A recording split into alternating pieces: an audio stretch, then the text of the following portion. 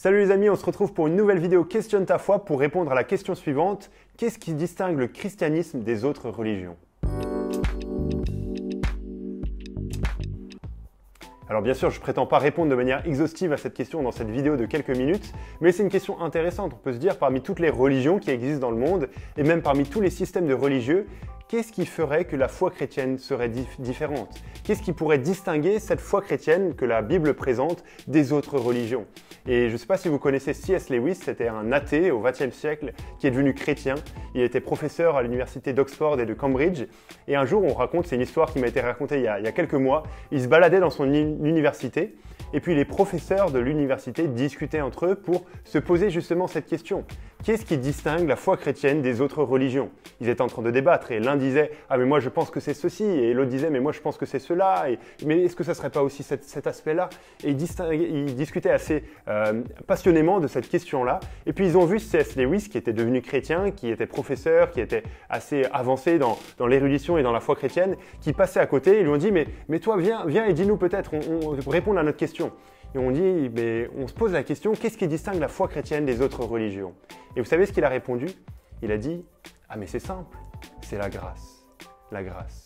Et c'est vrai que cette histoire me semble assez marquante parce qu'elle illustre bien la réponse simple qu'on pourrait donner à cette question, que la grâce est ce qui distingue la foi chrétienne des autres religions. C'est pas que la foi chrétienne, selon ce que la Bible présente d'un point de vue protestant, est la seule à parler de la grâce. On entend parler de ça dans d'autres religions, dans d'autres systèmes de pensée, mais la manière dont la Bible parle de la grâce est unique. La grâce, selon ce que la Bible présente, n'est pas une aide infusée en nous pour nous aider à accomplir des bonnes œuvres, mais la grâce, c'est le don immérité de Dieu, c'est la faveur imméritée que Dieu déverse sur nous, que Dieu ne nous traite pas comme il devrait nous traiter. Parce que naturellement, Dieu devrait nous traiter comme on est. On est des pécheurs qui avons transgressé ce que lui, il attendait de nous. On a voulu être le Dieu de notre propre vie. On a offensé Dieu qui est la personne la plus importante de l'univers. Et donc naturellement, en conséquence de ça, on mérite une punition, on mérite un jugement de sa part.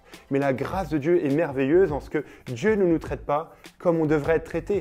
À tous ceux qui placent leur confiance en Jésus, Dieu offre le pardon des péchés, Dieu pardonne leurs fautes. Mais cette grâce, ce n'est pas simplement comme le Père Noël qui, à la fin de l'année, dit « Ah, tu as été gentil, donc je te pardonne tout le mal que tu as fait ».